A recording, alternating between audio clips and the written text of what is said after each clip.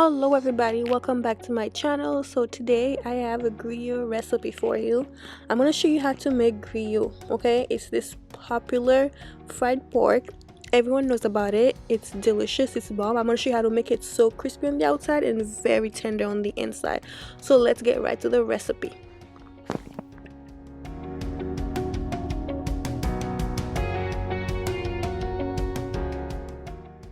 I will list all the ingredients and the measurements in the description box below.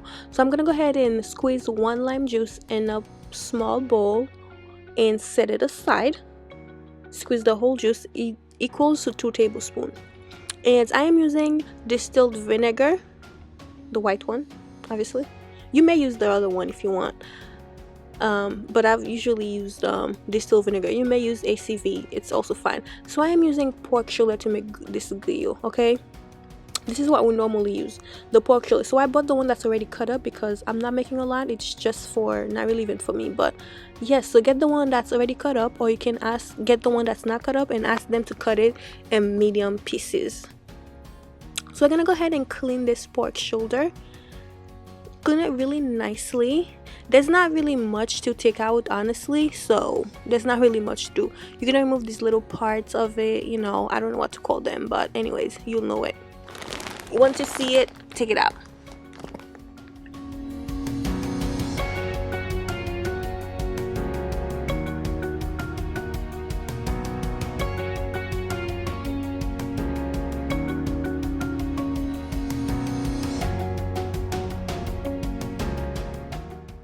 So if you find some pieces that are too big, you may go ahead and cut it into a little bit smaller pieces. So I added my vinegar and half a cup of sour orange juice and another lime juice, a whole lime juice. And after you've squeezed the lime juice in there, you're gonna take the lime skin and rub it on the meat, and also add a tablespoon of salt, and you're gonna let it sit in that acidity for 30 minutes to an hour.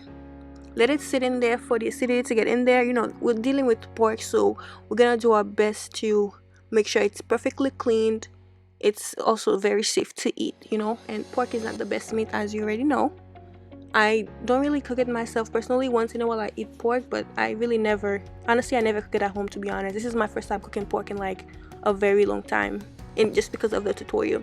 But anyways, after you've added the salt, you rubbed the lime on the meat, you're gonna let it sit and let the acidity get in there, and in the meantime, boil 2 liters of water. So while your water is boiling, you're gonna go ahead, after that 1 hour, you're gonna rinse the meat, and you're gonna drain it, get rid of those lime skin. So after you've drained everything, we're gonna pour the hot boiling water over it. Listen, this is pork. We have to do this step. We have to. You must. It's very crucial. So what we just did, pouring the hot boiling water over the meat, it's called chaudé. So I don't know how you call that in English. I don't know if that's a method English people use, American people use anyway, or other people. But anyways, after you've poured the hot water on the meat, you stir it for a couple of minutes, and you take it out of the hot water and put it in the pot that you're going to be using to cook it. And then we're going to start the seasoning. So I'm using this beautiful epis that I made myself. I will leave a link in the description box below if you want to make some delicious epis like this. Look at it, it's so gorgeous, so beautiful, so tasty, so yummy. OMG. Anyways, if you're liking what you're seeing so far, if you're enjoying this video, please subscribe to my channel. Also give it a thumbs up, subscribe for more, and also hit the notification bell button for whenever I upload a new video, and you'll be the first to know. Look at this. I have the recipe and you guys must try it. It's one of the best epis. I make the best epis anyways. So I'm adding my epis to the meat. You see how beautiful the meat looks? It looks really good. And I am also adding 1 knorr chicken bouillon cube. You can use that one or whatever bouillon cube you have, or you may also skip it. I know a lot of people are comfortable using chicken bouillon cubes, because of, you know, it's not as healthy.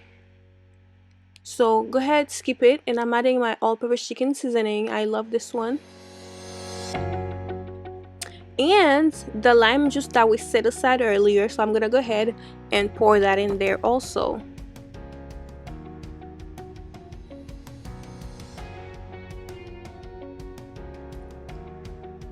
And we're also adding sour lime juice excuse me, sour orange juice, 2 tablespoons of that. When it comes to pork, you gotta have good acidity in there, okay, real good. And then I'm also using a beef cube. I'm using the small one, just one, and half a teaspoon of salt.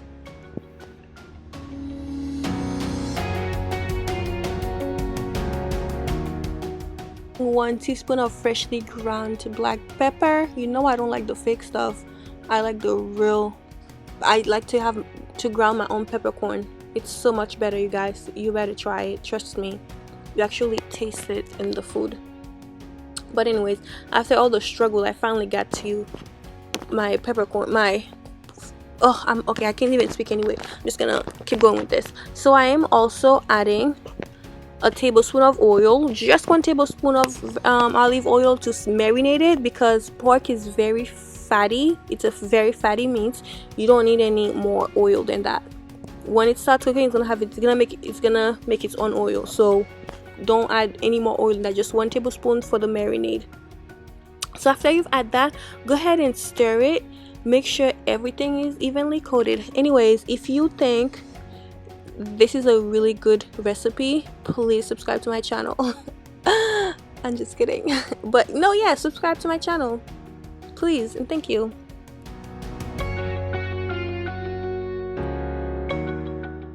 After you've added the salt, make sure to give it another stir to make sure the salt is evenly distributed. So I'm gonna go ahead and add my parsley. I'm using 3 sprigs of parsley and 4 sprigs of fresh thyme. 4 to 5 sprigs of fresh thyme and parsley. So I'm using my I forgot what you call that, but anyways, you know what it is. Oh, I forgot what you call it. I know what you call it. I just forgot. My brain is fried right now, and I can't even think. So go ahead and put it in there, and 1 Scotch bonnet pepper. Listen, if you don't like spicy, I guess it's totally fine, but Griot kind of have to be spicy, kinda, along with the Pikliz on the side. I added my bay leaves, and I'm gonna add some cloves. Feel free to poke the cloves in the pepper, but let me tell you, it's a waste of time because it's not gonna stay. So might as well just dump it in there. And you're frying it, so it's not like you know, black rice where you're not gonna see it and you're gonna bite into it.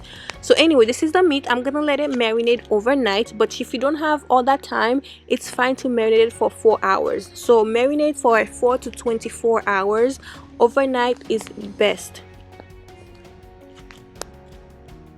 Be sure to let your meat marinate in the fridge, okay? So I cooked my meat after I got it out of the fridge, I cooked it with 1 cup of water for 30 to 35 minutes, and I checked it and it wasn't ready, so I added another cup of water. So I used 2 cups of water to cook the meat because I want it spicy. That's why I'm doing that. So I added another cup of water and let it cook again for another 30 minutes, and it took about it took about 1 hour to cook, fully cook. And this is one crucial part, step of, I'm sorry, I can't even speak. Oh my god, my brain is so fried. So I'm checking my meat to make sure it's cooked. So you have to cook the meat first before you fry it. You can't not it's not like chicken. You can't do that. It's pork. You have to cook it before you fry it, otherwise you're gonna get sick. Yeah, you have to, you must. So we're gonna go ahead, and my meat is cooked. We're gonna go ahead and start frying. Anyways, I had fried my plantain before frying the griot, but just so you know, you're gonna use something to cover your meat because it's griot, it's pork. It has the skin the oil pops when you put it in the pot, it pops. So we're frying this for 3 minutes, 3 to 5 minutes, no more than that. 3 minutes, honestly. We don't want it to be dry. We just want it to be brown. We just want it to fry it and then get it out because it's already cooked.